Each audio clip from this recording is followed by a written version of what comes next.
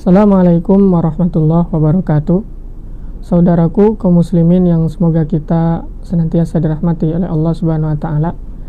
Saat ini pondok kami, Pondok Pesantren Jabal Uhud Al-Islami yang bertempat di Kelurahan Tiban Lama, Kecamatan Sekupang, Kota Batam, memiliki dua proyek pembangunan.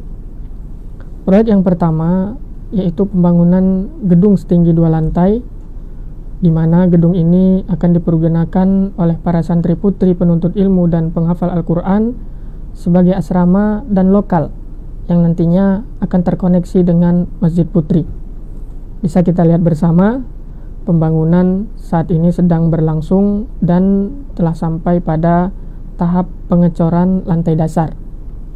Adapun proyek yang kedua yaitu pembangunan tandon yang digunakan untuk penampungan air, dan tandon ini merupakan proyek tahap kedua, di mana tahap pertama sudah terbangun, dan tentu saja pembangunan ini diperlukan dan dibutuhkan karena seiring bertambahnya jumlah santri, tentu kebutuhan akan air konsumsi akan semakin bertambah pula.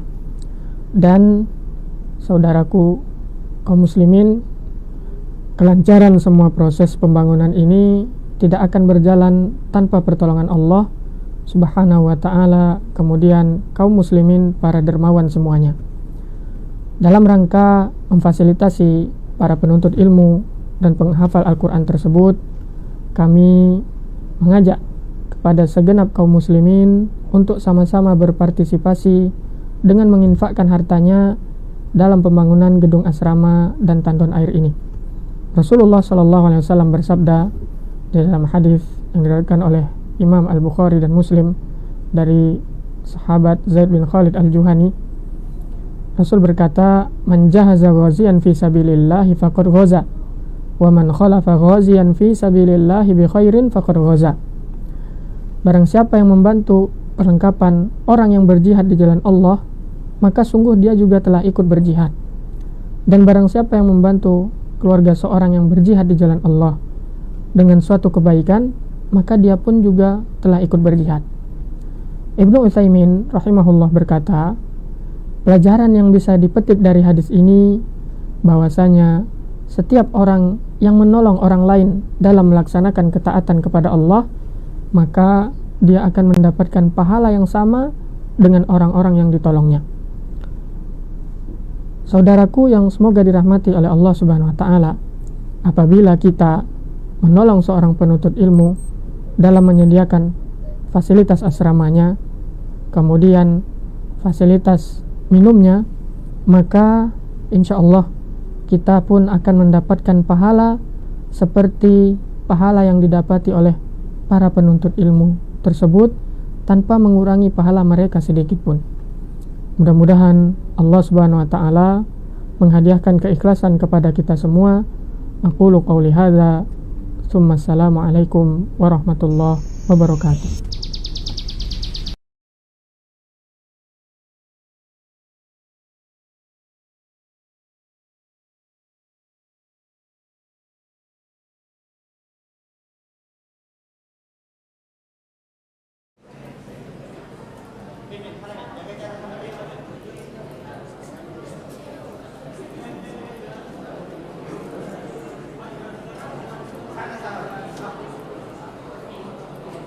Jangan ada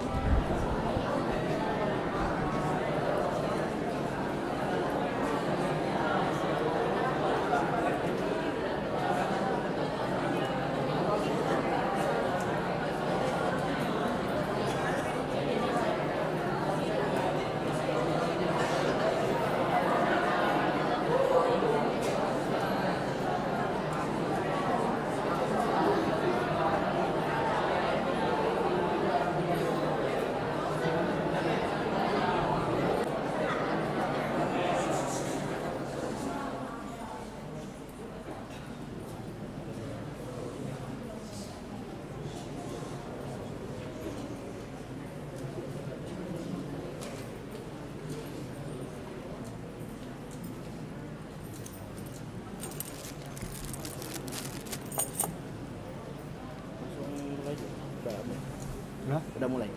Langsung lah ya. Itu posisi mic-nya agak jauh Ustaz ya.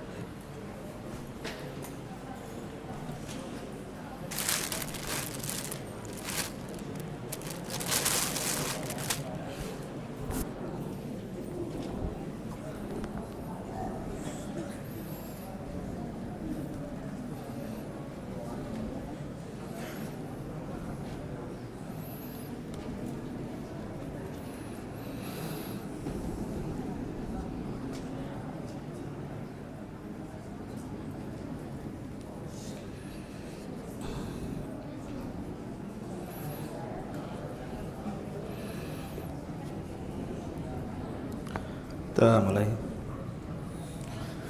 Bismillahirrahmanirrahim. Assalamualaikum warahmatullahi wabarakatuh.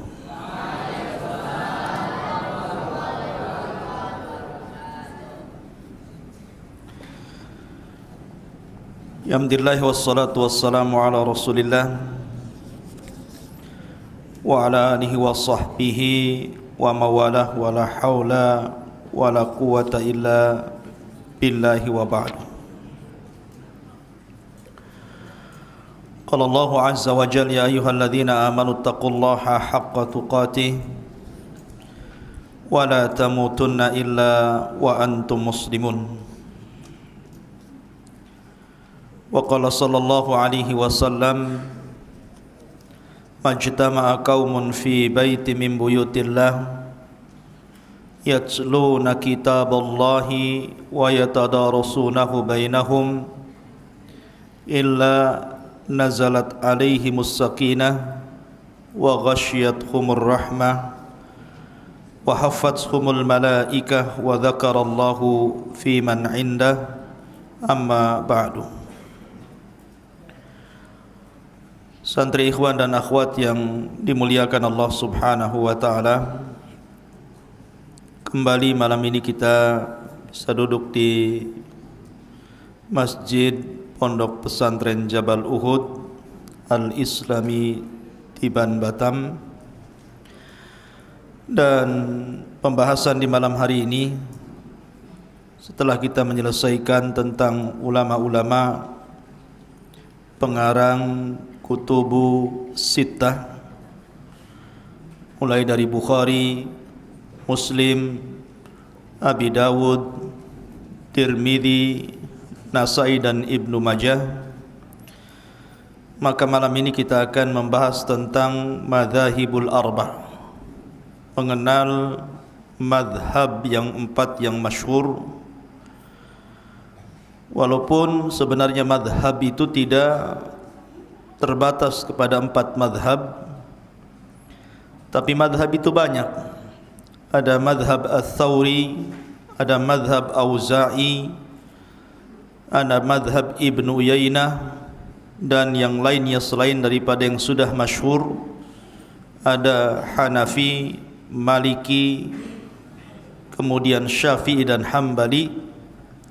Tetapi yang populer yang sampai kepada kita yang disebarkan murid-muridnya hanyalah madzhabul arba', empat madhab yang kita kenal hari ini.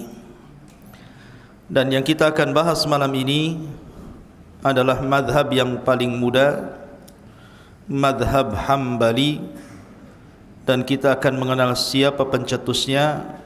Dialah Al-Imam Ahmad Ibnu Hanbal rahimahullahu ta'ala.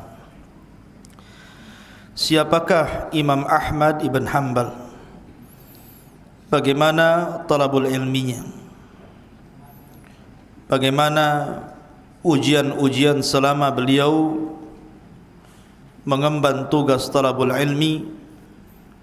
Kemudian siapa syuyukhnya, guru-gurunya, murid-muridnya, sampai bagaimana dia wafatnya. Ma'asyiral muslimin yang dimuliakan Allah Azza wa Jal,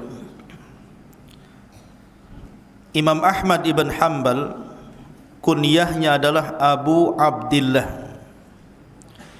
Abu Abdillah namanya adalah Ahmad Ibn Muhammad Ibn Hanbal Ibn Hilal Ibn Asad, Ibn Idris, sampai kepada kabilahnya Asy-Syaibani, Az-Zuhli Asy-Syaibani. Adapun kunyahnya Abu Abdillah, sebenarnya Imam Ahmad sudah punya kunyah Abu Abdillah ini sebelum dia menikah. Dia mengkunyah dirinya dengan Abu Abdillah. Kemudian setelah menikah, karena beliau sibuk talabul ilmi, sehingga beliau menikah itu setelah usianya di atas 40 tahun, baru kemudian menikah. Setelah menikah kemudian punya anak laki-laki namanya Saleh. Kemudian anak kedua barulah kemudian diberi nama Abdullah sesuai dengan kunyahnya.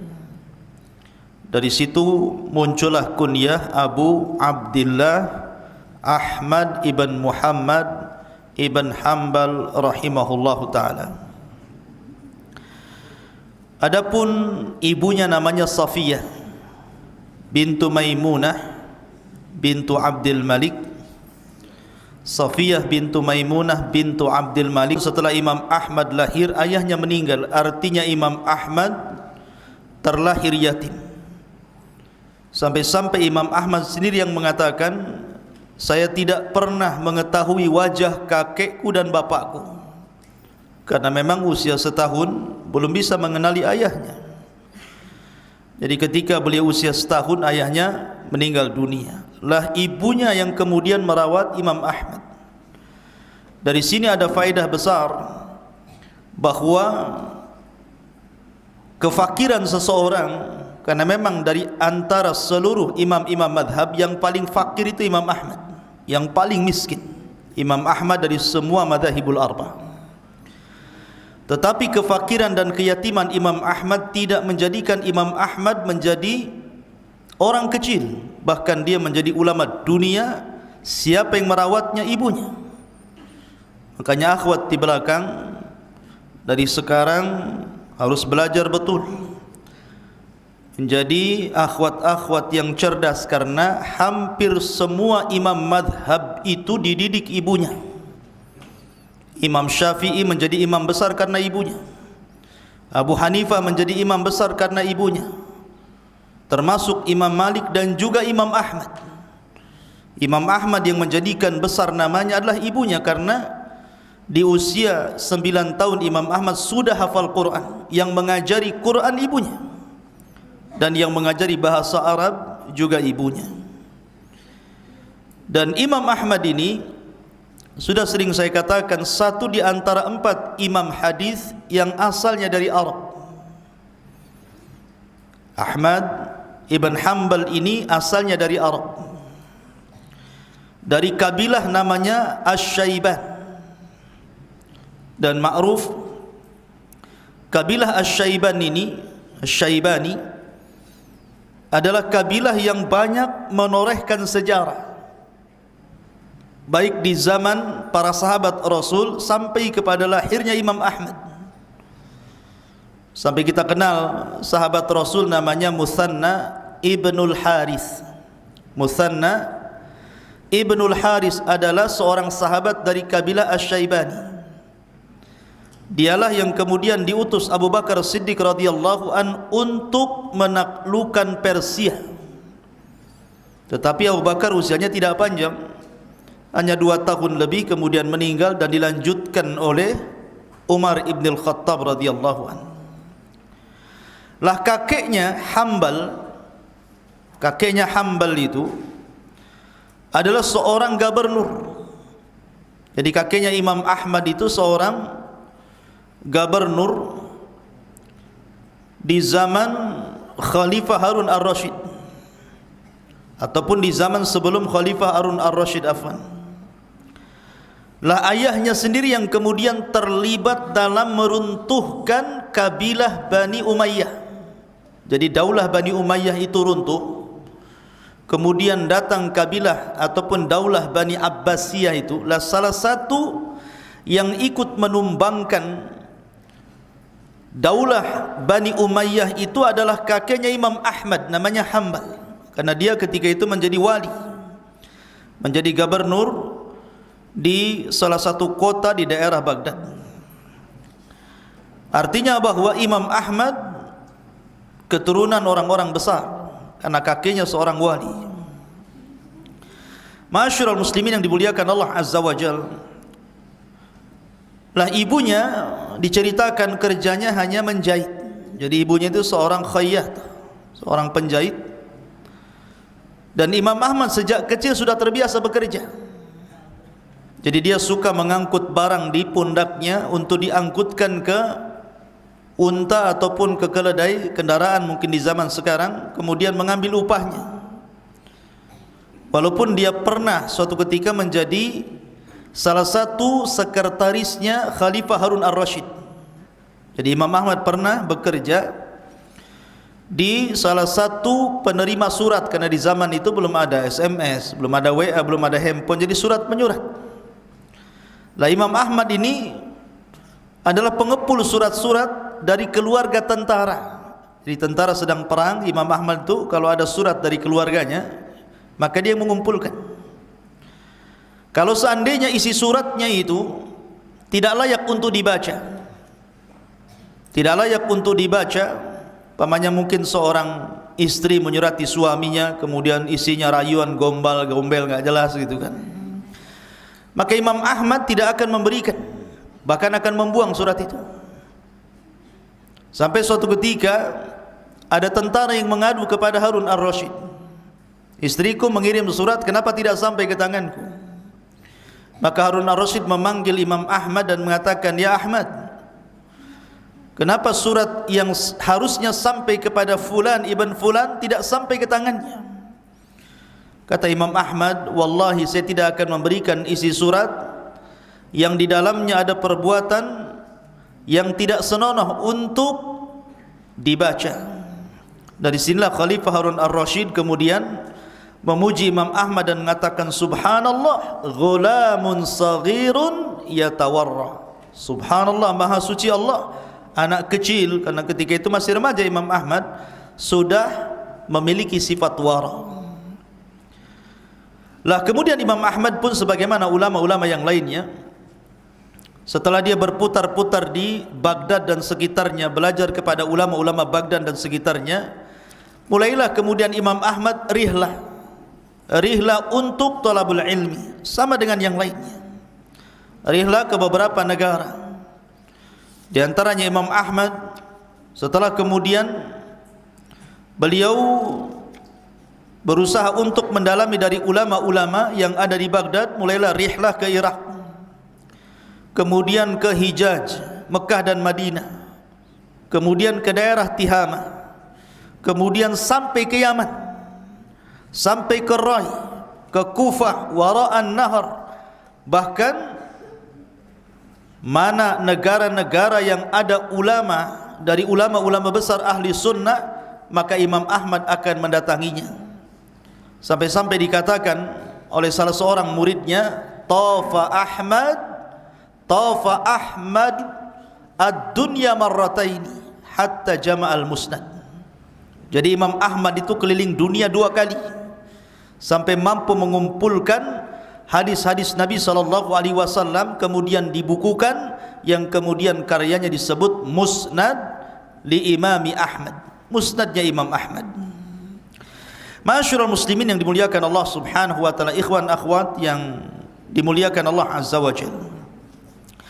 Adapun akhlak-akhlak beliau, sebelum kita membaca tentang pujian-pujian para ulama, bagaimana akhlak beliau, Imam Ahmad terkenal wara'nya.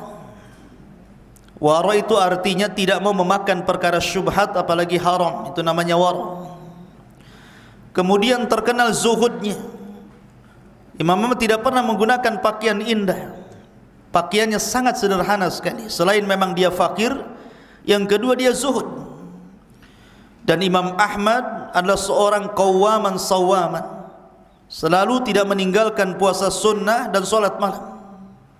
Sampai-sampai Imam Ahmad ketika sehat itu setiap hari beliau solat itu 300 rakaat. 300 rakaat, bayangkan, tentu antara solat wajib dan sunnah. Itu ketika sehatnya.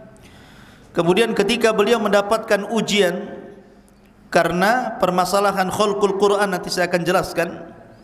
Kemudian Imam Ahmad mengalami sakit yang parah. Beliau tidak bisa solat sebanyak itu, tapi beliau berusaha untuk solat sebanyak 150 rakaat dalam sehari, walaupun dalam kondisi sakit.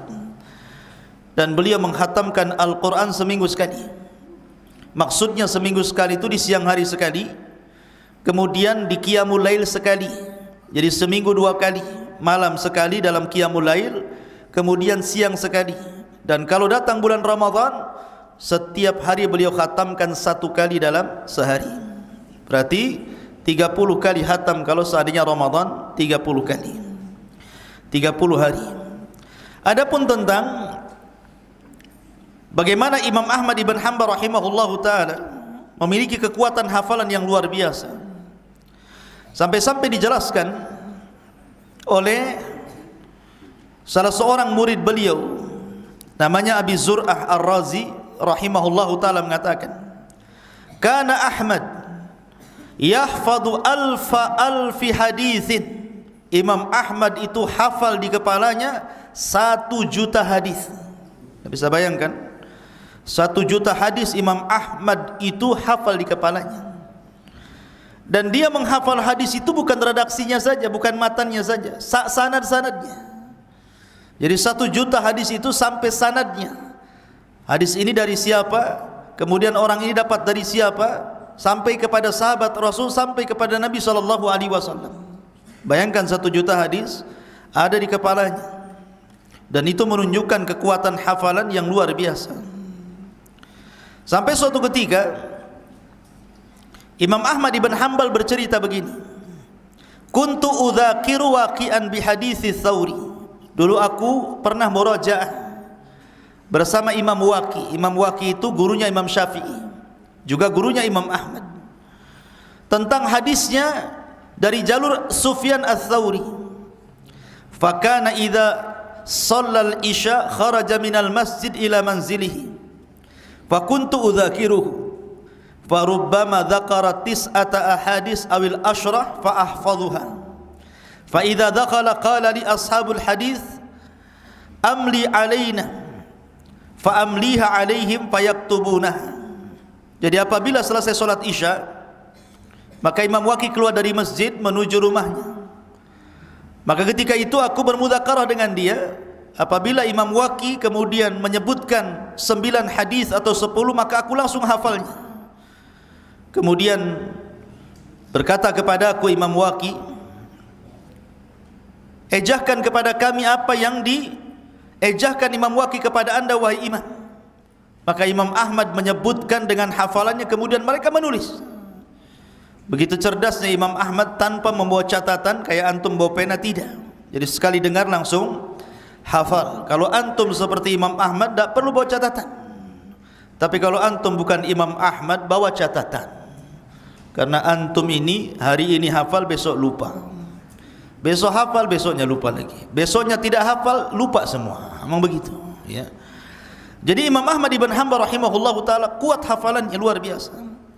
Sampai-sampai Imam Syafi'i, bayangkan gurunya Imam Syafi'i ini, beliau sampai memuji Imam Ahmad ibn Hanbal rahimahullahu ta'ala, mengatakan, anta a'lamu bil akhbaris sihah minna. Hei Ahmad, kata Syafi'i, engkau lebih paham tentang hadis-hadis yang sahih daripada saya. Kemudian kata Imam Syafi'i, fa idza kana al khabaru sahihan fa'alamani hatta adhhab ilaihi. Kemudian dia mengatakan, kalau seandainya ada kabar yang sahih, ajarkan kepadaku, kata Imam Syafi'i, sampai saya berpendapat seperti pendapatmu. Jadi Imam Syafi'i kalau soal hadis, maka dipercayakan kepada Imam Ahmad. Dan Imam Ahmad banyak belajar fikih daripada Imam Syafi'i rahimahullahu ta'ala. Sampai akhirnya Imam Syafi'i mengatakan, ketika aku keluar dari Baghdad, aku tidak pernah melihat orang yang paling wara, yang paling takwa, yang paling alim melebihi Ahmad ibn Hanbal rahimahullahu ta'ala. Ini di antara akhlak-akhlak beliau. Tentu kesabarannya, istiqomahnya nanti kita akan cerita ketika bicara tentang Imam Ahmad dengan fitnah khalqil Quran. Bagaimana sabarnya Imam Ahmad dan bagaimana istiqomahnya. Kemudian juga pujian para ulama. Pujian para ulama. Berkata Al-Qasim ibn Salam, dia mengatakan intahal ilmu ila arba'ah. Ilmu itu ujungnya hanya kepada 4 orang. Ahmad ibn Hanbal, kemudian Ali ibn Madini, kemudian Yahya ibn Ma'in, kemudian Abi Bakar ibn Syaibah. Bayangkan, kata Al-Qasim ibn Salam mengatakan puncak ilmu itu ada pada 4 ulama. Pertama Ahmad ibn Hanbal, kedua Ali ibn Madini, ketiga Yahya ibn Ma'in, dan yang keempat Abi Bakar ibn Abi Syaibah. Dan ini pujian luar biasa, karena yang memuji juga bukan orang biasa, ulama besar. Kemudian juga Abdurrahman ibn Mahdi, salah seorang murid daripada Imam Ahmad, mengatakan, Abdurrahman ibn Mahdi dia mengatakan, hadza a'lamun nas bi hadithi Sufyan ats-Tsauri. Imam Ahmad adalah orang yang paling faham, yang paling lebih pengetahuannya dengan hadis Sufyan ats-Tsauri. Kemudian dia mengatakan, ma nadhartu ila Ahmad ibn Hanbal illa tadhakkartu bihi Sufyan ats-Tsauri. Tidaklah aku melihat Ahmad kecuali aku teringat dengan Sufyan ats-Tsauri.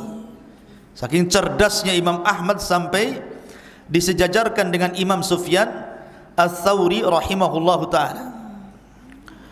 Ma'asyiral muslimin, santri ikhwan dan akhwat yang dimuliakan Allah subhanahu wa ta'ala. Lah Imam Ahmad sendiri lahir di bulan Rabiul Awal pada tahun 164 Hijriah, dan beliau wafat pada tahun 241 Hijriah. Lahir di Baghdad dan wafat di Baghdad. Saya ulangi, lahirnya bulan Rabiul Awal. Ada yang mengatakan lahir di Baghdad, ada yang mengatakan di Khurasan, tapi pendapat yang kuat lahir di Baghdad dan meninggal juga di Baghdad pada tahun 241. Dan Imam Ahmad sekali lagi terlahir yatim, dan ketika itu Baghdad memang negeri yang dipadati para ulama, karena pada zaman itu Baghdad di zaman Khalifah Ahmad, ketika kepemimpinan Daulah Abbasiyah di tangan Khalifah Ma'mun itu luar biasa, perkembangan negara luar biasa, macam-macam ilmu masuk di zaman Khalifah Ma'mun ini. Ma'asyiral muslimin yang dimuliakan Allah Azza wa Jalla. Lah, ada beberapa kisah yang ingin saya kisahkan sama antum tentang bagaimana Imam Ahmad ibn Hanbal rahimahullahu ta'ala. Pertama, kisah Imam Ahmad bersama Khabbaz. Khabbaz itu orang yang jual roti, itu Khabbaz namanya.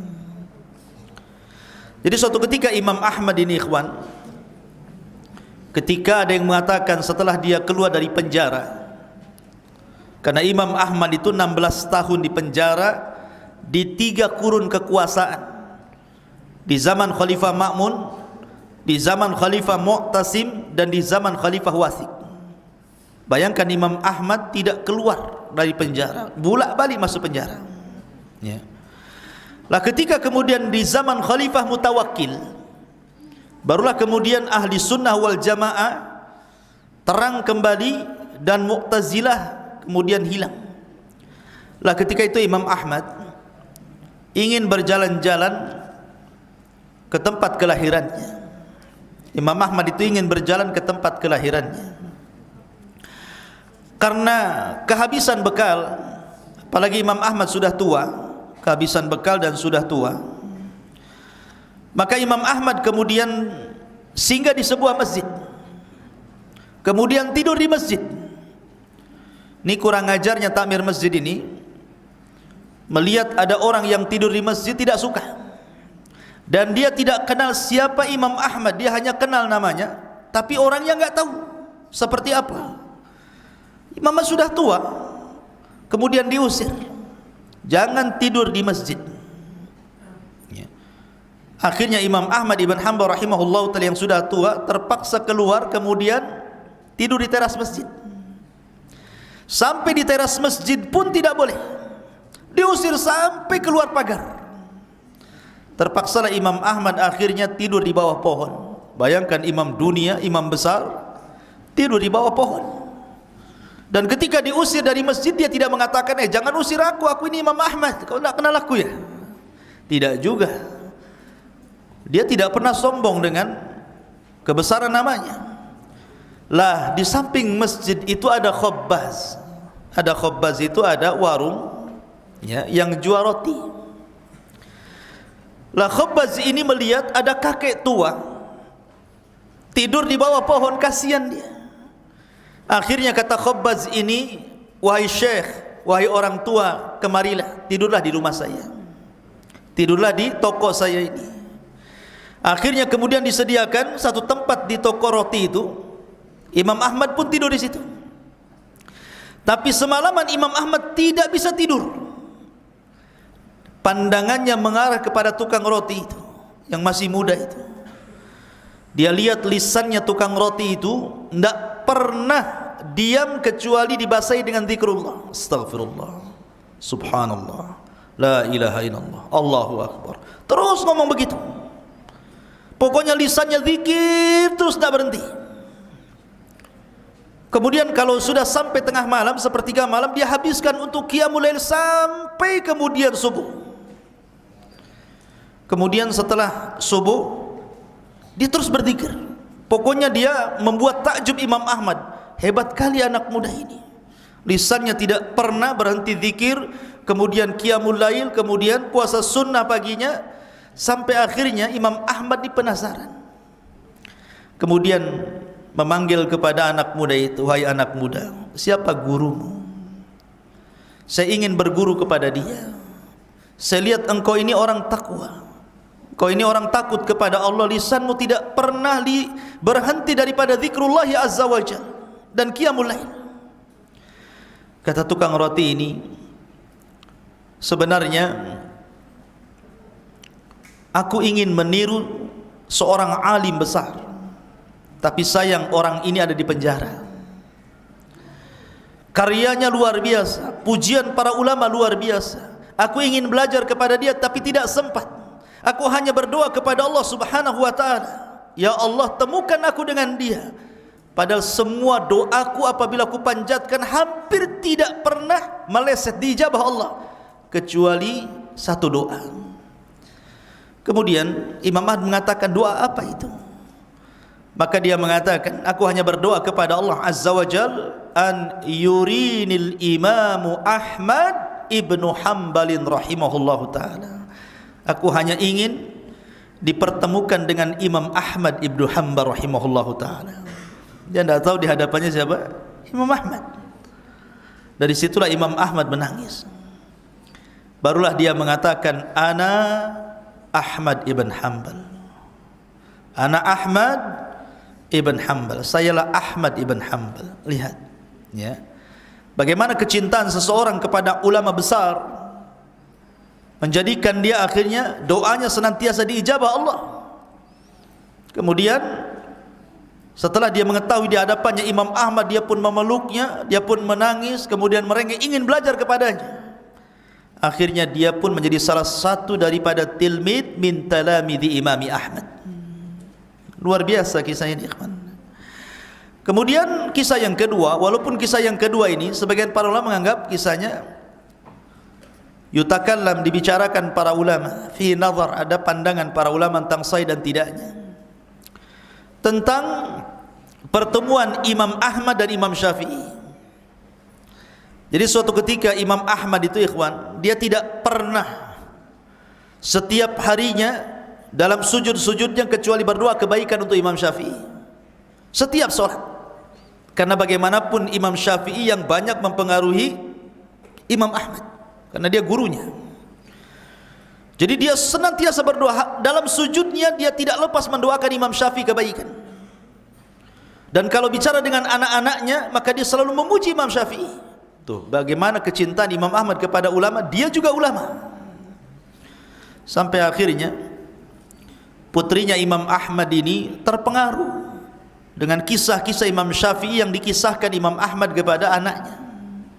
Sampai suatu ketika Imam Syafi'i berada di Baghdad, dekat dengan rumahnya Imam Ahmad. Kebetulan Imam Syafi'i ini terkena sakit kepalanya, sakit pusing kepalanya, diikat. Kemudian Imam Syafi'i pun kemudian berziarah ke rumah Imam Ahmad. Bahagianya luar biasa Imam Ahmad, bayangkan. Terutama putra dan putri Imam Ahmad. Karena setiap hari Imam Ahmad memuji Imam Syafi'i, tapi tidak kenal siapa Imam Syafi'i. Ketika ziarah ke rumahnya, tentu senang dan bangga anak-anaknya. Oh, rupanya ini gurunya Abi, yang diceritakan setiap malam, yang didoakan setiap tahajud. Rupanya ini Imam Syafi'i. Akhirnya kemudian salah satu putri Imam Ahmad ini ingin melihat akhlaknya Imam Syafi'i, karena ini imam kondang, ingin besar. Jadi diperhatikan di rumahnya Imam Syafi'i ngapain saja. Ketika tengah malam, anaknya ini tidak tidur. Kebetulan kamarnya Imam Syafi'i tidak ditutup, jadi lihatnya kok Imam Syafi'i kok tidur terus ya. Kemudian ketika sampai sepertiga malam, tidak juga bangun, qiyamul lail ya. Kemudian apabila subuh, dia langsung sholat, tak wudu ya. Kemudian esok paginya ketika dihidangkan makan, habis pula makan yang dihidangkan itu. Oh, ini rakus nih. Jadi ada 3 catatan di sini. Pertama, kenapa dia tidak sholat malam? Yang kedua, kenapa dia sholat subuh tidak berwudu? Yang ketiga, banyak kali makannya. Gitu ya. Jadi putrinya Imam Ahmad ini penasaran, dia bertanya kepada bapaknya, wahai Abi, betul tak tuh Imam Syafi'i? Katanya. Kata Imam, dia Imam Syafi'i, dia guru Abi. Kayaknya bukanlah, katanya. Emang kenapa? Dia mengatakan gini, Bi, saya perhatikan nih beberapa hari dia di rumah kita ini. Dia kalau malam tidak pernah qiyamul lail. Kalau subuh, solat subuh tidak wudu. Kalau makan banyak kali, habis pun semuanya. Akhirnya kemudian penasaran Imam Ahmad ibn Hanbal rahimahullah ta'ala, mulailah dia berbincang dengan Imam Syafi'i akan keluhan putrinya ini. Maka Imam Syafi'i rahimahullah ta'ala menjawab ya. Dia mengatakan, ya Ahmad, kenapa aku tidak qiyamul lail? Semalam kenapa aku tidak qiyamul lail? Karena semalam ya Ahmad, aku memikirkan satu hadis. Aku keluarkan faedah-faedah hadis itu. Sampai akhirnya tidak terasa waktu pun terus mengalir sampai akhirnya waktu fajar. Maka aku karena khusyuknya mengambil faedah-faedah dari hadis itu, sampai aku tidak qiyamul lail. Adapun kemudian aku subuh dan kau lihat aku tidak berwudu, karena aku belum batal. Wudu isya belum batal. Sampai subuh dan aku tidak tidur masalahnya. Jadi aku sholat subuh dengan wudunya sholat isya. Adapun kemudian aku makan banyak di rumahmu ya Ahmad, karena Nabi SAW pernah bersabda, di mana bahwa ta'amul qurama artinya makanan dari orang-orang yang dermawan lagi takwa itu obat, tetapi ta'amul bukhala itu dak penyakit. Makanya kenapa aku habiskan semuanya? Setelah aku makan banyak di rumahmu, sakitku hilang. Maka benar apa yang disabdakan Rasul, ta'amul qurama dawaun wa ta'amul bukhala daun. Makanan orang-orang yang suka memberi, mudah memberi, orangnya dermawan, ikhlas karena Allah, itu jadi obat. Tetapi makanan orang-orang bakhil jadi penyakit. Makanya antum jangan makan dari kawan yang bakhil. Penyakit, habis makan mencret antum. Ya.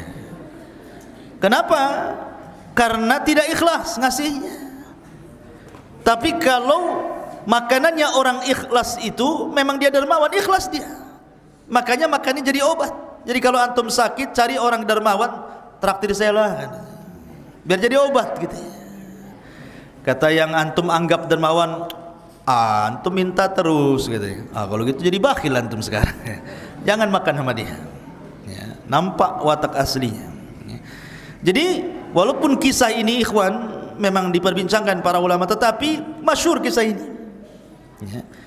Masyhur muslimin yang dimuliakan Allah Subhanahu wa taala. Baik, kita masuk, karena kalau kita cerita Imam Ahmad dari awal sampai akhir tidak bisa dalam 1-2 pertemuan, terlampau banyak kisahnya. Pujian para ulama, karyanya luar biasa. Kita ambil yang penting-penting saja.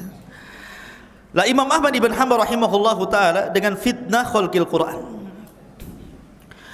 Di zaman Imam Ahmad ikhwan, ketika itu daulah dipegang Abbasiyah. Dan yang menjadi khalifah ketika itu adalah Khalifah Ma'mun. Lah Khalifah Ma'mun ini terpengaruh dengan paham Mu'tazilah. Dan Mu'tazilah itu paham turunan dari Jahmiyah. Dan kita tahu Jahmiyah ini sesat. Siapa pendiri Jahmiyah? Jaham ibn Safwan, berguru kepada Jad ibn Dirham. Jad ibn Dirham berguru kepada Aban ibn Sam'an. Aban ibn Sam'an berguru kepada Talut, dan Talut berguru kepada penyihir Rasul Labid ibn A'sam, seorang Yahudi yang menyihir Nabi.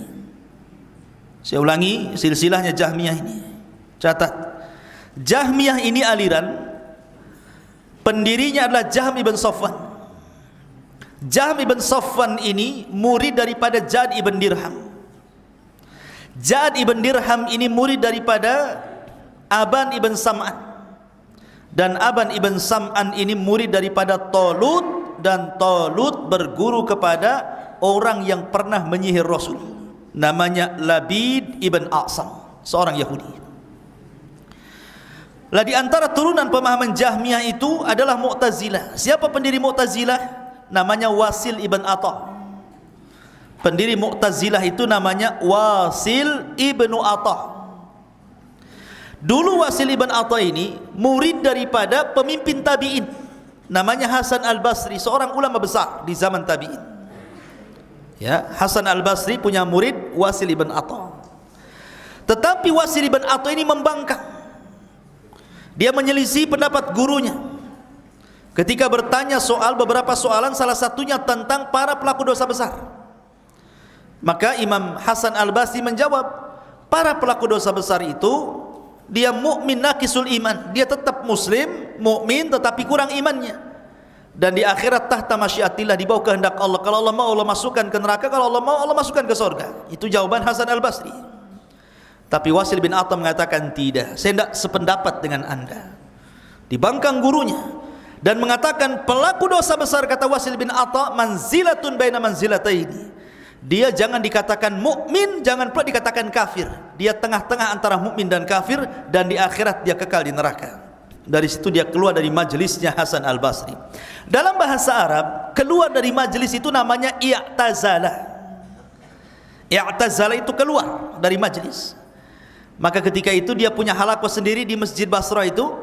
Kemudian Hasan al-Basri mengatakan, merekalah Mu'tazilah, orang-orang yang keluar dari majelisnya ahli sunnah. Maka ketika itulah rombongannya Wasil ibn Atta dan pemahamannya disebut Mu'tazilah. Lah di zaman Khalifah Ma'mun, Mu'tazilah itu berhasil menjadi kendaraan politik negara. Jadi negara itu menunggangi agama untuk berpolitik lewat agama. Lah pemahaman yang diusung oleh negara kala itu pemahaman Mu'tazilah yang diusung oleh Wasil ibn Atta tadi. Kemudian lahirlah ulama-ulama Mu'tazilah. Di antaranya Bishr al-Murrisi, kemudian juga Ahmad ibn Abi Du'ab. Ahmad ibn Abi Du'ab, sama-sama Ahmad. Makanya di zaman itu ada dua Ahmad. Jadi Ahmadan, dua Ahmad. Yang satu tercela dan satu terpuji. Satu tercela Ahmad ibn Abi Du'ab, tokoh Mu'tazilah, sekaligus mufti daripada Khalifah Ma'mun. Dan yang satunya Imam Ahmad ibn Hanbal, ulama ahli sunnah, penentang Mu'tazilah. Lah ketika itu Khalifah Ma'mun akalnya dikuasai Mu'tazilah di tangan Ahmad bin Abi Du'ab. Maka ketika itulah Khalifah Ma'mun memaksakan bahwa keyakinan Mu'tazilah ini harus tersebar menjadi agama negara. Bayangkan agama dijadikan tunggangan politik oleh Khalifah Ma'mun ini. Lah ketika itu ada ulama besar namanya Yazid ibn Harun. Yazid ibn Harun ini masih ditakuti oleh siapa? Oleh Khalifah Ma'mun. Maka Khalifah Ma'mun mengirim satu utusan untuk mendatangi Yazid ibn Harun. Kasih tahu Yazid bin Harun, Khalifah akan memaksakan rakyat seluruh kota Baghdad untuk berakidah Mu'tazilah dan mengatakan Al-Quran makhluk. Kata Yazid bin Harun, wallahi kadzabta, dusta kamu. Tidak mungkin Khalifah menyuruh seperti itu. Kalaupun dia harus menyuruh seperti itu, jangan dilakukan. Wallahi la yaf'al, jangan dia lakukan. Akhirnya karena dia masih takut dengan Yazid ibn Harun, karena ulama besar kala itu, maka Khalifah Ma'mun pun tidak menyebarkan akidah Mu'tazilah sampai wafatnya Yazid ibn Harun. Setelah wafatnya Yazid ibn Harun inilah baru kemudian Khalifah Ma'mun memaksa orang untuk jadi Mu'tazilah. Semua dipaksa. Bahkan yang tidak berakidah Mu'tazilah ditangkap, dimasukkan penjara. Sampai ketika itu ulama berpecah menjadi 3 kelompok. Kelompok yang pertama terpaksa mengatakan Al-Quran makhluk. Terpaksa mengatakan Al-Quran makhluk karena takut pedangnya penguasa. Ya. Kemudian kelompok yang kedua mentakwil, tidak mengatakan Al-Quran kalamullah, tidak mengatakan Al-Quran makhluk. Mereka hanya mengatakan Injil, Taurat, Zabur, Suhuf, Quran makhluk. Maksudnya tangannya yang makhluk, bukan Taurat, Zabur, Injil, Suhuf, Quran, bukan itu. Disyaratkan kepada tangannya. Maksudnya dia ingin mengatakan yang makhluk itu tangannya, bukan Taurat, Injil, ini bukan itu. Ada yang mentakwil seperti itu supaya tidak ditangkap. Dan yang seperti ini banyak, yang melakukan takwil seperti ini banyak, seperti Muhammad ibn Sa'ad, Sahibut Tabaqat, kemudian Imam Bukhari, kemudian Ali bin Madini, Yahya bin Ma'in, itu mentakwil dia. Ya, dia mengatakan maksudnya jarinya yang makhluk, tetapi Taurat, Injil, Zabur, Suhuf, Quran bukan makhluk gitu ya. Dia tidak mau mengatakan langsung gitu kan, supaya tidak ditangkap. Tapi ada juga yang mengatakan tidak, saya tidak akan ikut Mu'tazilah, saya tidak akan mengatakan Al-Quran makhluk, saya katakan Al-Quran kalamullah. Lah yang berani-berani ini tidak banyak dan berakhir dengan kematian. Pertama Ahmad ibn Nasr al-Khuzai. Ahmad ibn Nasr al-Khuzai mati di penjara. Yang kedua Muhammad ibn Nuh meninggal dalam perjalanan ketika menghadap Khalifah Ma'mun karena dicambuk selama perjalanan dan digeret dengan rantai. Akhirnya Muhammad ibn Nuh mati di perjalanan. Kemudian Nuaim ibn Hamad meninggal di penjara, tidak dikafani, tidak dimandikan dan tidak disolatkan, dipendam seperti itu. Ulama besar Nuaim ibn Hamad itu. Kemudian Al-Buaiti, kawan Imam Syafi'i, itu meninggal di penjara. Jadi 4 ulama ini meninggal. Saya ulangi, catat ya, yang meninggal itu Ahmad ibn Nasr al-Khuzai, kemudian Muhammad ibn Nuh, kemudian Nuaim ibn Hamad, kemudian Al-Buaiti, teman Imam Syafi'i. 4 ini meninggal karena mempertahankan Al-Quran kalamullah dan bukan makhluk, kecuali Imam Ahmad. Imam Ahmad fisiknya kuat, dia tidak meninggal. Ketika kemudian dilaporkan kepada Khalifah Ma'mun, siapa lagi ulama yang tersisa yang mengatakan Al-Quran kalamullah, datangkan ke hadapanku. Ketika itu orang-orang mengatakan tinggal satu wahai Khalifah. Siapa dia? Dialah Ahmad bin Hanbal. Oh kalau gitu datangkan kepada saya. Ketika itu Khalifah Ma'mun tidak pernah melihat Imam Ahmad, Imam Ahmad pun tidak pernah melihat Khalifah. Akhirnya ditangkaplah Imam Ahmad, kemudian mau dihadirkan ke Khalifah. Hampir sudah mendekati daerah tempat Khalifah tinggal di situ. Imam Ahmad berdoa kepada Allah Azza wa Jalla. Apa doanya? Imam Ahmad mengatakan, ya Allah, janganlah kau perlihatkan wajah Khalifah dengan wajahku, begitu juga wajahku dengan dia. Jangan kau perlihatkan wajahku dengan wajahnya atau wajahnya dengan wajahku. Subhanallah, doa orang yang dizalimi ikhwan, karena Imam Ahmad dirantai. kemudian rantainya digeret di kuda, kemudian kudanya kencang, jadi dia diseret-seret pakai rantai. Anda bisa bayangkan, ulama besar diseret-seret dengan rantai. Dia hanya berdoa kepada Allah, ya Allah jangan kau pertemukan wajah dia dengan wajahku dan wajahku dengan wajahnya. Doa orang yang mazlum, dizalimi, laisa bainahu wa bainallah hijab, tidak ada penghalang antara dia dengan Allah, mustajab. Subhanallah. Belum lagi Imam Ahmad berjumpa dengan khalifah pun meninggal karena doanya orang yang dizalimi. Ketika Khalifah Ma'mun kemudian meninggal, wasiatnya, lihat, orang yang meninggal su'ul khotimah. Khalifah Ma'mun meninggal su'ul khotimah. Kenapa? Karena meninggal di akidah Mu'tazilah masalahnya dan menyiksa para ulama.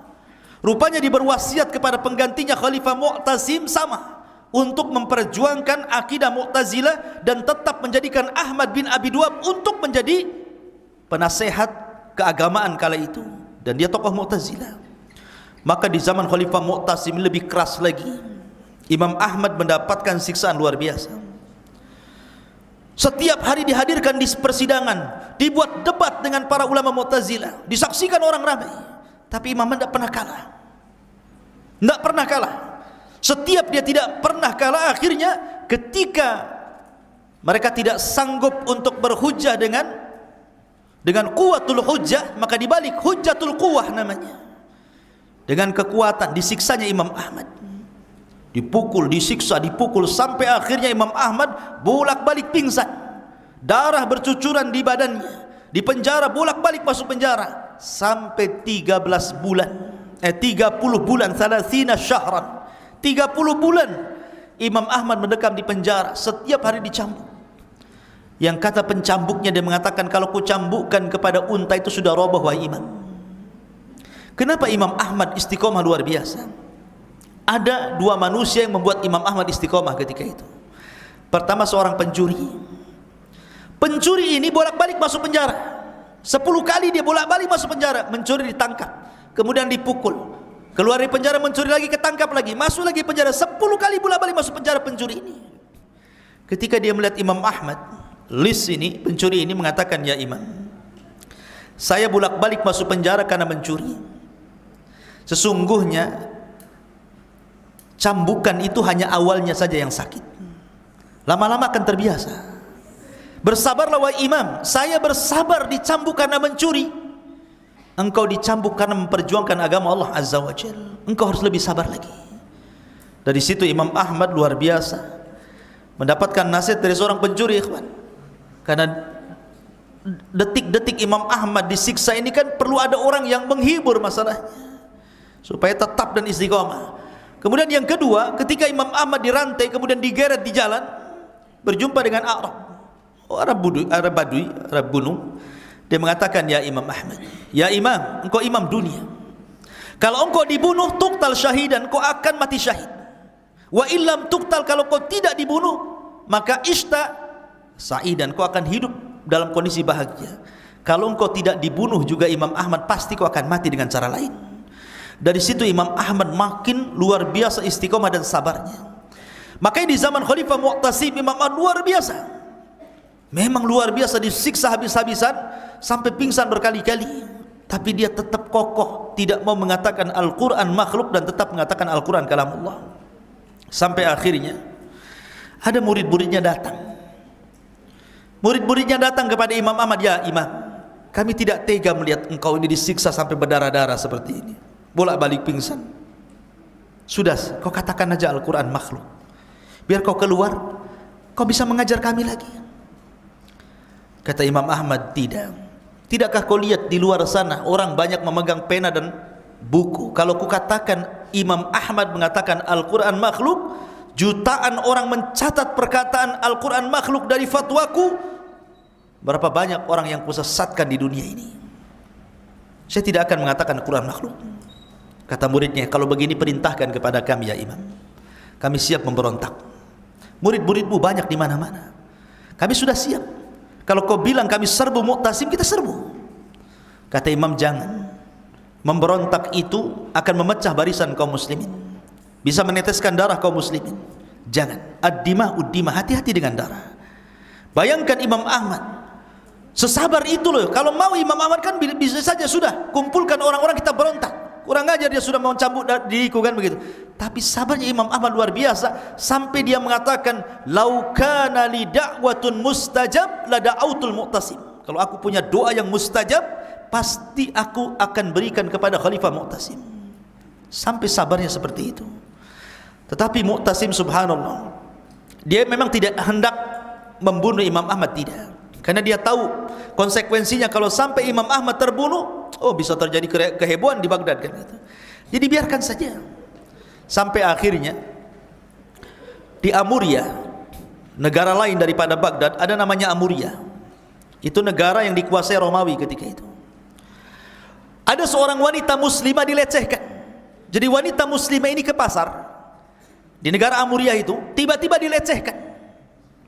Dilecehkan kehormatannya, disobek auratnya dan dilecehkan kehormatannya.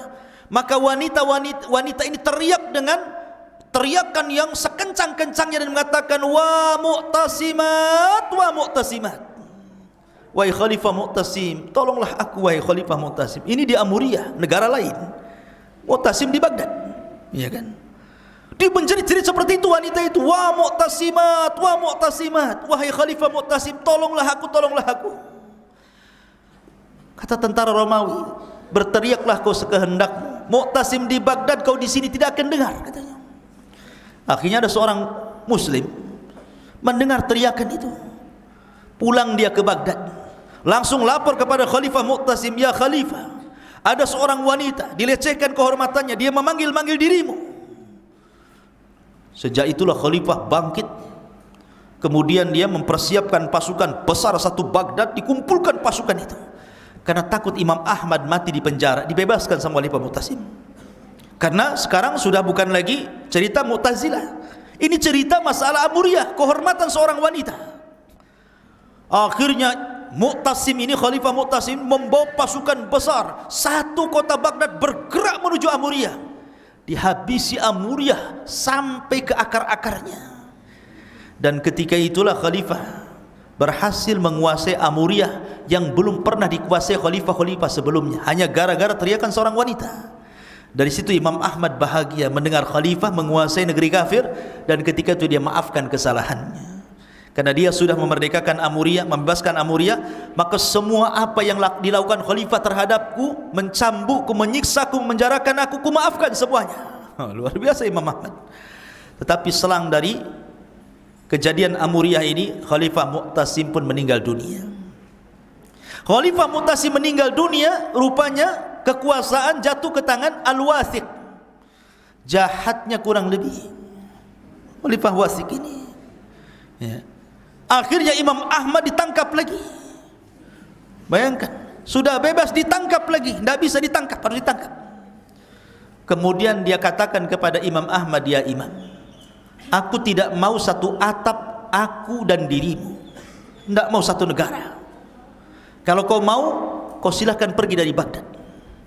Tapi kalau engkau tetap mendakwahkan keyakinanmu dan menyelisih keyakinan negara, maka kau akan ditangkap dan dipenjara."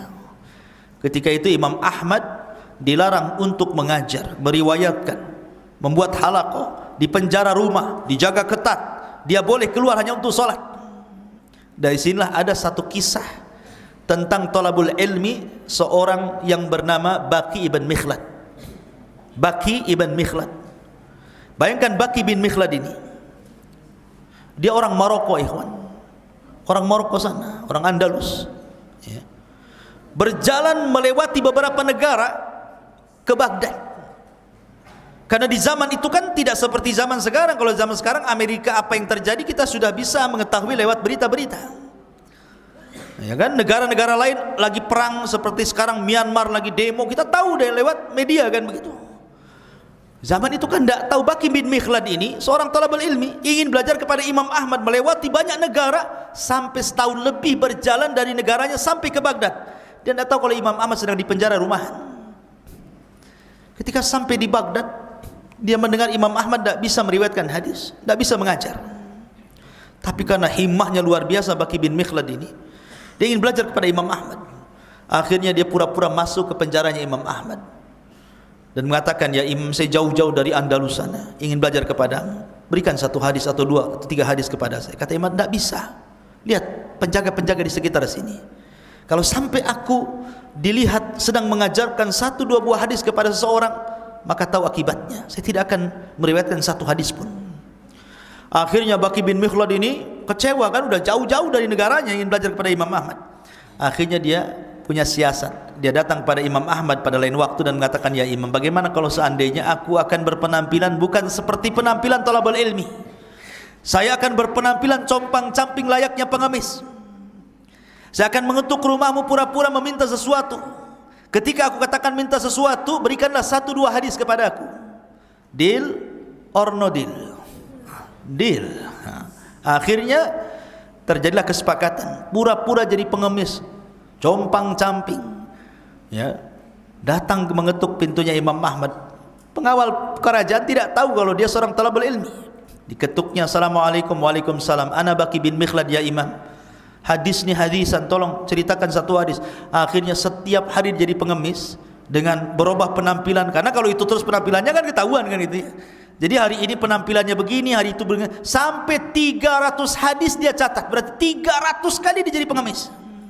Baqi bin Mikhlad, ya, sampai akhirnya ikhwan, Al-Wathiq pun meninggal dunia, tapi Imam Ahmad masih hidup, ya kan? Gantilah kekuasaan menjadi Khalifah Al-Mutawakkil. Bayangkan, dari Khalifah Ma'mun meninggal, diganti Mu'tasim meninggal, diganti Wathiq meninggal, barulah kemudian naiklah Khalifah Al-Mutawakkil. Subhanallah, Khalifah Mutawakkil ini akidahnya ahli sunnah, bukan Mu'tazilah. Dari situlah maka dihapuskan ujian-ujian kepada para ulama untuk mengatakan Al-Quran makhluk. Tidak ada Mu'tazilah di kerajaan ini. Maka bersinarlah akidah ahli sunnah. Maka ulama-ulama ahli sunnah mulai mereka bercahaya, dibolehkan mengajar di majlis-majlis, di masjid-masjid, di halaqah-halaqah ilmu, termasuk Imam Ahmad.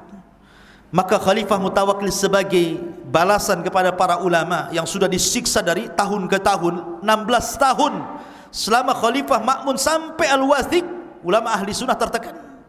Makanya Khalifah Mutawakkil pun banyak memberikan hadiah, memberikan uang banyak kepada para ulama, termasuk kepada Imam Ahmad. Datang uang banyak kepada Imam Ahmad dari Khalifah Mutawakkil, tapi Imam Ahmad bukan mata duitan kayak antum, ya. Ketika datang uang banyak dari Khalifah, ditolak dia, tidak mau. Subhanallah, uang di depannya, tidak mau. Dari Khalifah halal, bukan haram. Kata Imam Ahmad, hadhihi asyaddu min tilk, katanya.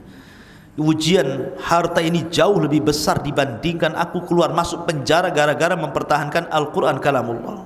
Ini lebih berat lagi ujiannya. Kembalikan kepada Khalifah. Dibalikan sama Khalifah. Khalifah tidak mau juga, balikan lagi sama Imam Ahmad. Kata Imam, tidak mau, balikan lagi sama Khalifah. Asyik bulak-balik saja tu. Ketika sudah tidak bisa lagi Imam Ahmad membujuk untuk dikembalikan kepada Khalifah, terpaksa kata Imam Ahmad kepada murid-muridnya, ini harta dari Khalifah, uang dari Khalifah banyak sekali, khud ma syi'tum, ambil sesuka kalian. Wah, berebutlah murid-muridnya. Kayak antum ni hadiah, ambil, lu berebut, padahal belum ada pertanyaan tuh, ya kan?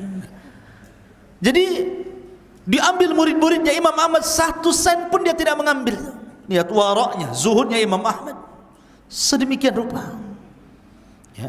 Ma'asyiral muslimin yang dimuliakan Allah Azza wa Jalla. Lah ketika suatu ketika perdebatan di masa Khalifah Mu'tasim, ketika Imam Ahmad ibn Hanbal berhadapan dengan Ahmad bin Abi Du'ab. Ketika itu, karena memang Mu'tazilah itu kan takdimul akli ala naqli, mendahulukan akal dibandingkan nas, ikhwan. Jadi debatnya akal-akalan saja. Kata Imam Ahmad, dia mengatakan kepada Ahmad bin Abi Du'ab, oke, di majelis ini mungkin kalian menganggap tidak ada yang kalah, tidak ada yang menang, tetapi ingat, akan ada sebuah hari yang menunjukkan kemenangan diriku di atas dirimu.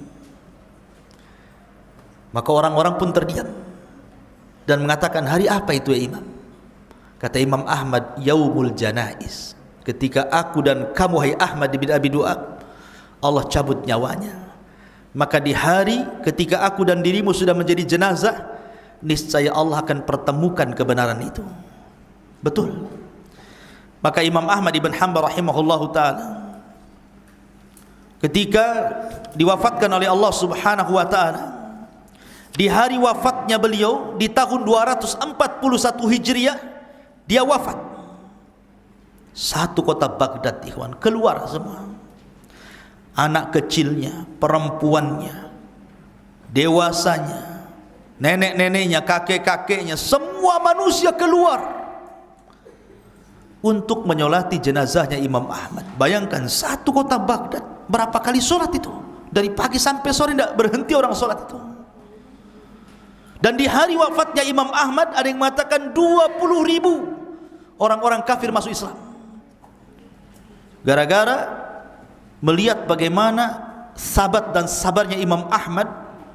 Sampai-sampai kemudian orang-orang kafir melihat akhlak yang luar biasa, mereka merasa kehilangan Imam Ahmad. Sosok Imam Ahmad kehilangan karena akhlaknya luar biasa, ya kan? Imam Ahmad itu sampai 20.000 lebih orang-orang masuk Islam di saat wafatnya. Ketika Ahmad bin Abi Du'ab meninggal dunia, hanya 3-4 orang yang mengurus jenazahnya. Hanya 3-4 orang mengurus jenazahnya. Sementara ketika Imam Ahmad, ini sama-sama Ahmad namanya, satu tokoh Mu'tazilah, satu tokoh Ahli Sunnah. Tapi ketika hari wafatnya Imam Ahmad, apa yang terjadi? Satu kota Baghdad menangis, menyolati Imam Ahmad dan sedih karena kepergiannya. Bahkan 20.000 orang kafir masuk Islam. Berbeda dengan Ahmad bin Abi Du'ab, meninggalnya seperti bangkai. Tidak ada orang yang menyolati, memandikan, kecuali hanya 2-3 orang saja. Lihat perkataan Imam Ahmad, kebenaran itu akan muncul di hari Yaumul Janaiz. Di sini ditampakkan ahli sunnah di atas akidah Mu'tazilah. Ma'asyiral muslimin yang dimuliakan Allah Azza wa Jalla, sedikit kita bicara tentang karyanya. Imam Ahmad ini keliling dunia 2 kali sampai terkumpul sebuah karya yang luar biasa, namanya Musnad Imam Ahmad. Ada istilah-istilah kitab, ada istilah Al-Jami, seperti karyanya Imam Bukhari, kan? Apa namanya karya Imam Bukhari? Al-Jami As-Sahih. Karya Imam Muslim Al-Jami As-Sahih. Kemudian karya Abi Dawud, Tirmidzi, Nasai, Ibnu Majah disebut Sunan. Karyanya Imam Ahmad disebut Musnad. Apa bedanya? Al-Jami, Sunan, Musnad. Ini istilah-istilah para ulama ketika ngarang buku. Kalau Sunan dengan Al-Jawami itu ada kemiripan. Al-Jami dengan Sunan itu ada kemiripan. Miripnya sama-sama ada tertata dengan bab. Tertata ada babnya. Bab tohara, bab solat, bab puasa, bab haji. Itu jami ataupun sunan. Kalau jami lebih luas lagi, mencakup akidah. Kalau sunan hanya fikih-fikih saja. Tapi kalau musnad tidak. Musnad tidak ada babnya dia. Dia hanya diurut sebagaimana tartib rawi. Pamannya begini. Dan Imam Ahmad itu akan meletakkan seorang perawi dari yang paling afdal, kemudian yang afdal, kemudian yang di bawahnya. Beliau letakkan Khulafaur Rasyidin dulu. Abu Bakar Siddiq, dia mendengar hadis dari Rasul, hadis apa saja. Makanya riwayat Abu Bakar itu kan tidak mencakup bab toharo saja, mungkin bab jihad, mungkin bab buyu, mungkin bab macam-macam, gitu kan. Dalam satu rentetan penyebutan itu macam-macam pembahasan di situ. Karena bukan diambil bab, tetapi diambil perawi. Nah, Abu Bakar ini punya berapa hadis dicantumkan semua. Kemudian setelah Abu Bakar Umar, setelah Umar Utsman, setelah Utsman Ali, setelah Ali baru sisa 10 sahabat yang dijanjikan masuk surga. Setelah itu baru keluarga Rasul. Setelah itu baru ummahatul mukminin, istri-istri Nabi. Setelah itu baru orang-orang yang ikut perang Badar. Setelah itu baru begitu macam-macam sampai selesai buku. Seperti itu tartibnya musnad itu. Jadi bukan diambil dari bab, tetapi diambil dari seorang ruwat perawi. Itu bedanya, ya. Kemudian yang kedua, kalau Al-Jami As-Sahih seperti Imam Bukhari, Muslim, dia tidak memasukkan kecuali yang sahih-sahih, ya. Tetapi kalau Sunan dengan Al-Musnad ada kemiripan. Yang penting dia kumpulkan semua riwayat Rasul, dicantumkan dalam hadis. Tetapi walaupun demikian Imam Ahmad berupaya untuk tidak meriwayatkan dari para pendusta atau yang tertuduh berdusta ataupun yang hadisnya mungkar. Jadi berusaha yang bagus-bagus. Kalaupun ada hadis dhaif, tidak dijadikan usul, tetapi dijadikan mutaba'ah saja, pengikut saja. Dan subhanallah, di dalam Musnad Imam Ahmad itu terdapat 40.000 hadis. Tentu yang terulang-ulang, yang tidak terulang-ulang sekitar 30.000 ya. Tetapi bayangkan 40.000 hadis semua dari hafalan. Bukan kayak kita ngarang buku itu nengok referensi dulu, baru dicatat, baru di khulasohnya apa gitu. Enggak. Imam Ahmad mencatat dari hafalan dia. Sampai akhirnya terkumpul musnad yang luar biasa. Itulah bedanya musnad, Sunan dan Al-Jami. Sampai-sampai dikatakan Imam Subki, asbahal musnad aslun min usulil ummah. Musnad Imam Ahmad itu menjadi pondasi dari pondasi-pondasi umat ini. Bahkan berkata Ibnu Al-Jazari, lam yurwa ala wajhil ardi kitabun fil hadithi, tidak ada satupun ulama yang meriwayatkan di kolong langit ini satu kitab yang membahas tentang hadis Nabi SAW fi ma'alam min musnad Imam Ahmad. Sepengetahuan saya melebihi musnadnya Imam Ahmad. Dan subhanallah, dalam musnad Imam Ahmad itu kebanyakan riwayatnya sulasiyat, ikhwan. Apa sulasiyat itu artinya? Antara Imam Ahmad sampai kepada Rasul itu cuma 3 orang saja. Jadi antara jarak Imam Ahmad kepada Rasul itu 3 orang, maka disebut sulasiyat namanya. Riwayat sulasiyat, dan itu disebut sanad ulu. Sanad yang paling dibanggakan para ulama, sanad yang lebih dekat kepada Rasul. Dan kebanyakan dalam musnad Imam Ahmad itu sulasiyat rata-rata. Kemudian di dalam musnad Imam Ahmad, ikhwan yang dimuliakan Allah Subhanahu wa taala, sampai-sampai dikatakan Imam Safarini ma'ruf, ulama akidah, itu sampai mengarang sulasiyat musnad Imam Ahmad tuh. Jadi dia mengambil sulasiyatnya kemudian dikarang satu buku. Saking ihtimamnya, perhatiannya Imam As-Safarini kepada musnad Imam Ahmad. Bahkan mengalir pujian para ulama dari ulama muhaddisin seperti Ibnu Hajar dan yang lainnya tentang musnadnya Imam Ahmad Ibn Hanbal rahimahullahu taala. Ini diantara imam besar Imam Ahmad rahimahullahu taala dan juga karya besarnya Musnad Imam Ahmad. Taib. Kita masuk pada pembagian hadiah. Macam-macam nih hadiahnya, apa saja nih? Ada Big Boss Kampus. Wah, ini apa nih? Saya pun mau nih, Bika Prowen. Apa ini? Nggak tahu lah. Ini apa? Sama. Lah, kok piring pula. Boleh lah ini buat makan. Besar pula antum ya. Tahu ya, makannya banyak antum nih. Ini apa ini? Tempat minum. Kolor ini kan bacaannya kan. Kolor cup katanya. Tapi bukan kolor isinya. Isinya oke, taib. 1 2 3 4 5 6. Nah, ini dolar 1, 2 dolar, 3 dolar, 4 dolar, 5 dolar, 6 dolar. Hah. Pertanyaan akhwat dulu. Perhatikan akhwat, jangan ribut. Ikhwan jangan ribut juga. Akhwat, pertanyaan yang pertama. Hadiahnya piring.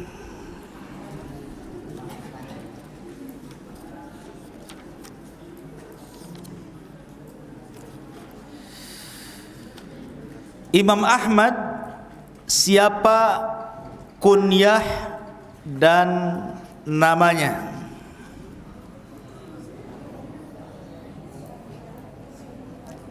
Ya Allah. Hah? Halo. Aina sautukunna? Hah?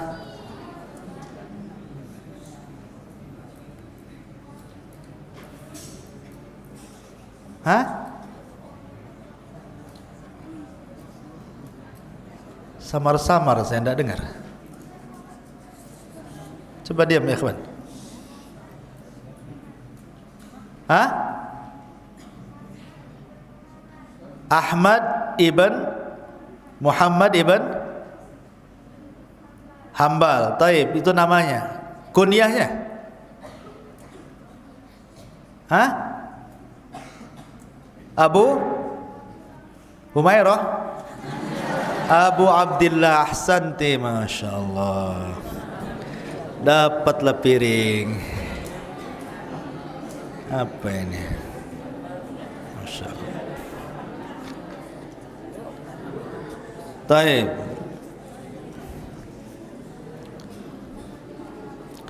Akhwat, pertanyaan kedua, dapat dolar.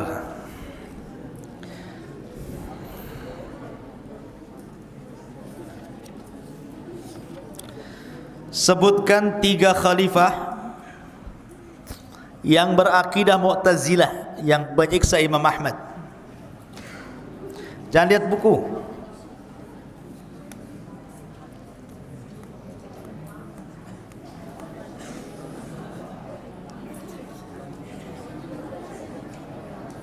Diam. Gak dengar Ustaz nih. Halo. 1 Ma'mun. 2 Mu'tasim. 3 Ahsanti, dapat dolar.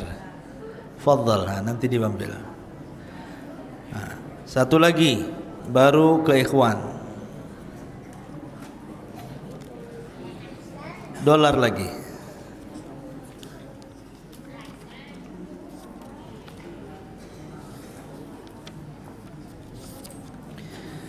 Berapa tanggal lahir dan wafatnya Imam Ahmad?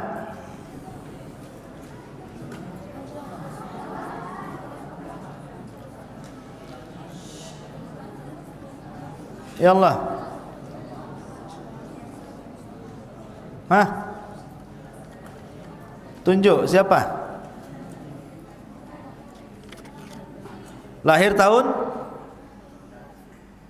Lahir tahun 64 Hijriah. Ayo wah. Terus wafatnya? Hah?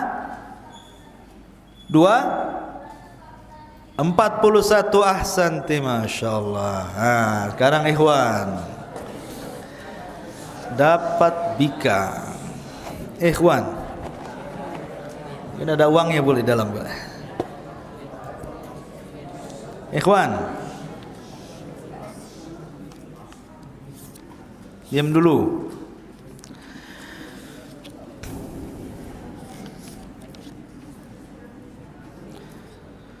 Imam Ahmad ibn Hanbal rahimahullah ta'ala, beliau terlahir yatim, kemudian hafal Quran di tangan ibunya. Di usia berapa dia hafal Quran?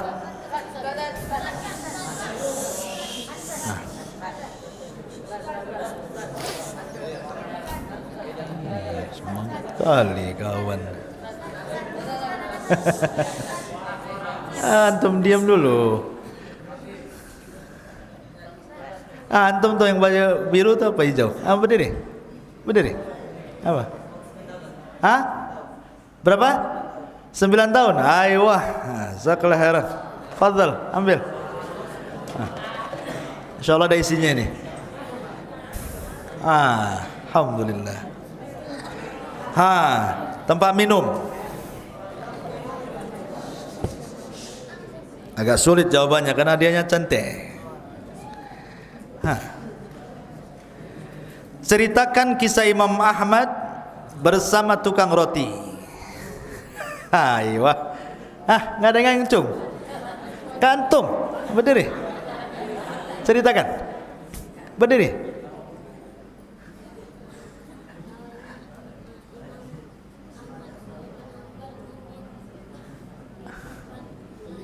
Ayo. Siap.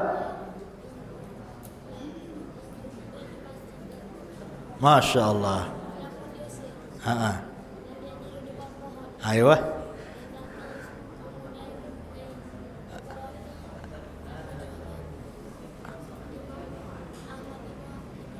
Ahsan.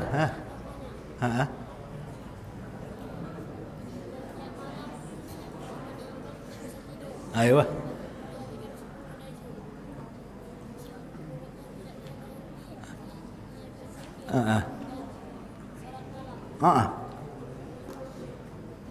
Terus agak dipercepat kisahnya itu.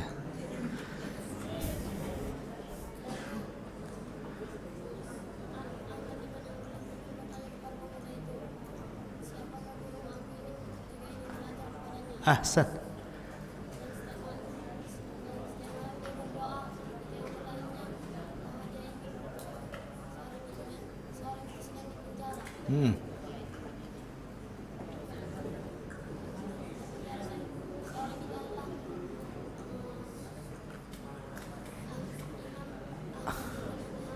Ayo.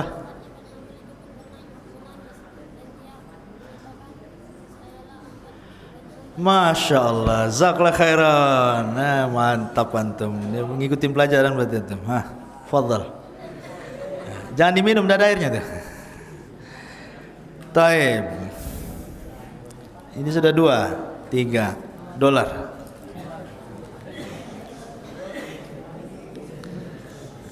Taib.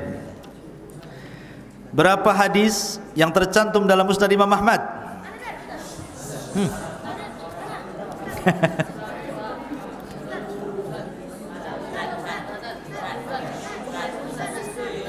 Antum jangan sibuk ribut terus, nggak tunjuk kalau ribut.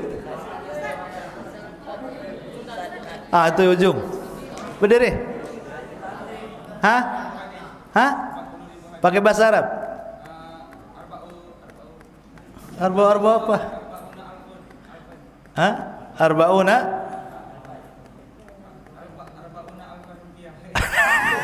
Kacau antum. Arbauna alfa hadis. Taib, nah. Gimana antum bahasa Arabnya ini? Siapa gurunya antum nih? Allah, Ustaz. Allah.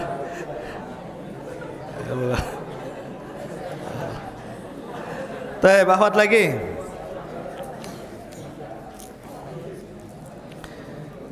Taib, akhwat, sudah siap? Sebutkan 3 guru Imam Ahmad.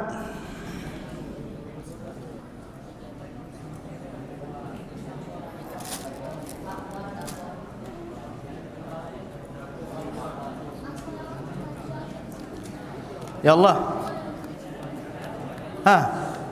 Diam dulu antum.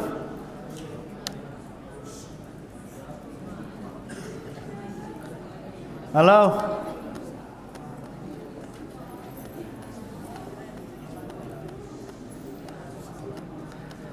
Aina akhwat? Ma'ana atau ma'ahum? Ayo. Terus? Imam Syafi'i?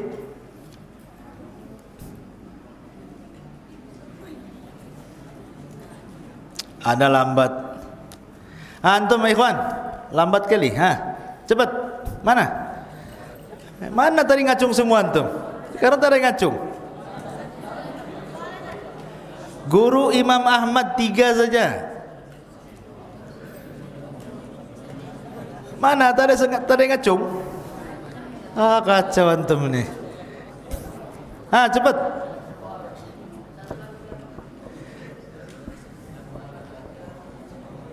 Nggak tahu gurunya Imam Ahmad. Ahwat lagi, sudah kalau nggak tahu. Ini dua-duanya nggak tahu. Imam Syafi'i, Imam Waqi, itu yang mudah-mudah tadi. Siapa lagi? Imam Syafi'i, Imam Waqi, Ali bin Madini. Siapa lagi? Nggak dicatat tadi. Murid-muridnya siapa? Murid-muridnya 3. Murid-muridnya Imam Ahmad. Enggak ada tadi. Bukhari, Muslim, Abi Dawud, murid-muridnya. Bezura'ah. Sudah 3 lokasi rihlahnya Imam mana akhwat? Akhwat dulu, kalau nggak usah jawab lempar antum.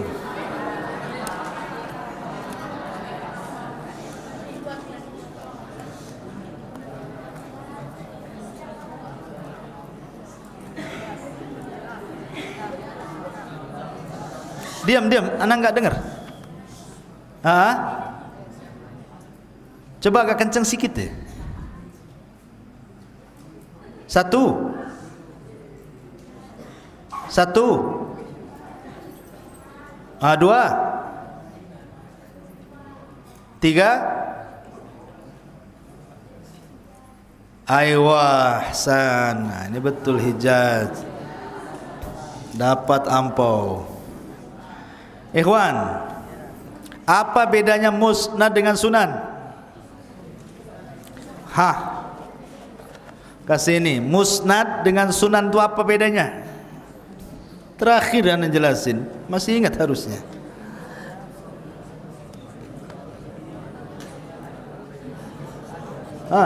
Tak tahu.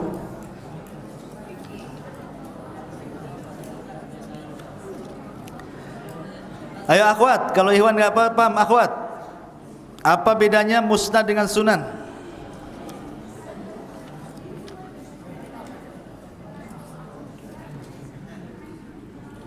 Ayo.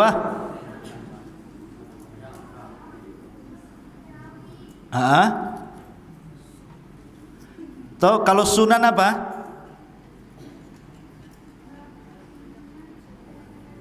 Ayo berdasarkan bab. Kalau musnad?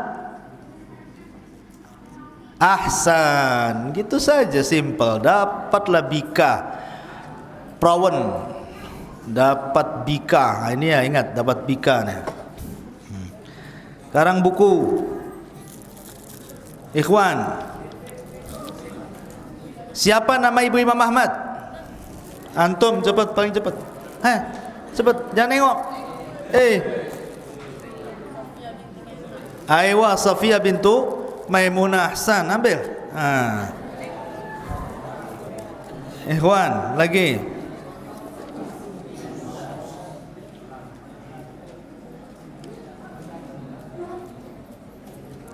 Siapa sahabat Rasul yang sama-sama dari kabilah Imam Ahmad di zaman Abu Bakar yang ikut memerdekakan Persia, menyerang Persia? Antum berdiri. Musanna ibn Haris Asy-Syaibani. Ahsan. Dapat antum. Antum dapat pula kawan nih.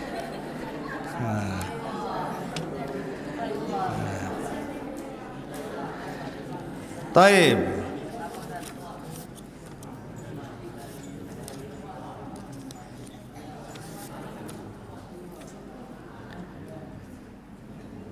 Bahasa Arabnya makanan orang yang dermawan itu obat apa?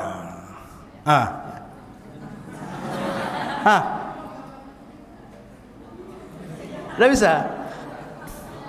Duduk lagi. Tak bisa lantum nih kawan, kacau. Makanan orang dermawan itu obat. Bahasa Arabnya gimana?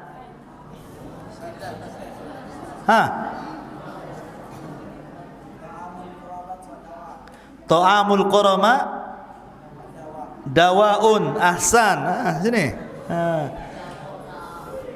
Arabnya tak bisa pula ta'amul qurama dawaun.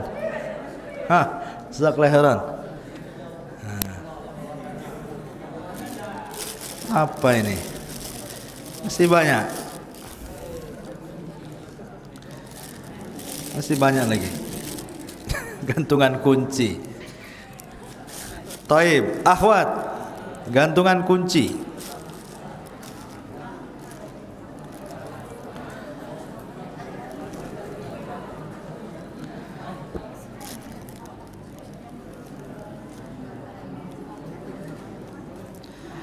Sebutkan pujian satu saja imam kepada Imam Ahmad. Satu imam saja dari imam-imam ahli sunnah yang memuji Imam Ahmad.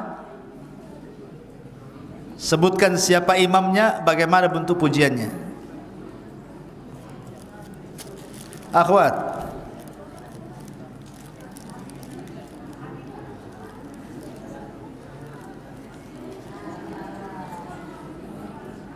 ya? Nggak dengar.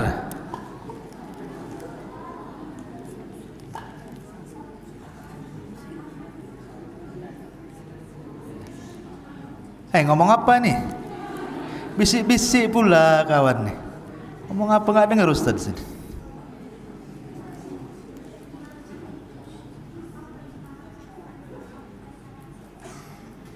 Aywa, San. Dapatlah dia gantungan kunci. Taib. Ikhwan, berapa tahun Imam Ahmad dapat ujian? Ujung. Hah? 16 tahun. Bahasa Arabnya apa? Dah dapat aja lah. Kacau, dah bisa bahasa Arab nih. 16 kok tak tahu bahasa Arab. Aduh. Ahwat lagi.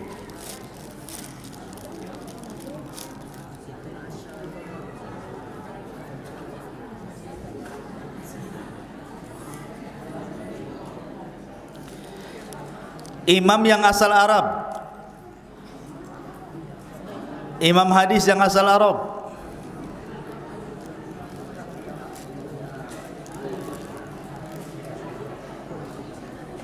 Halo. Diam. Enggak dengar Ustaz.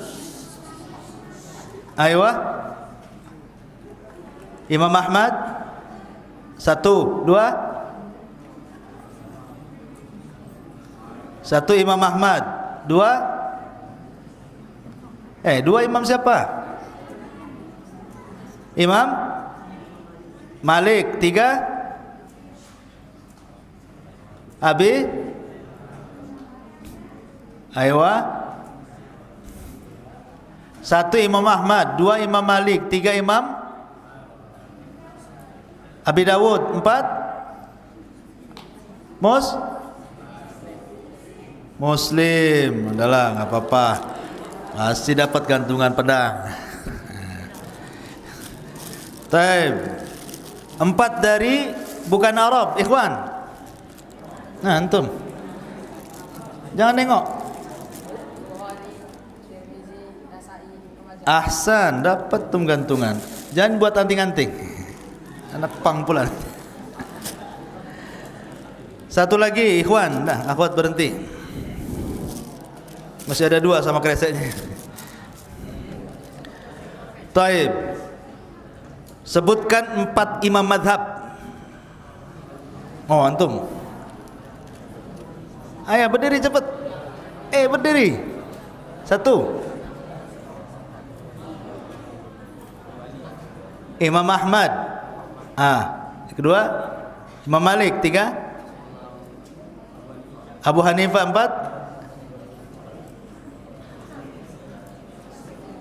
4 Imam Syafi'i. Ahsan. Ambil. Baik, berakhirnya hadiah terakhir tutup juga. Subhanakallahumma bihamdika asyhadu an la ilaha illa anta astaghfiruka wa atubu ilaik. Allahu ta'ala. Assalamualaikum warahmatullahi wabarakatuh.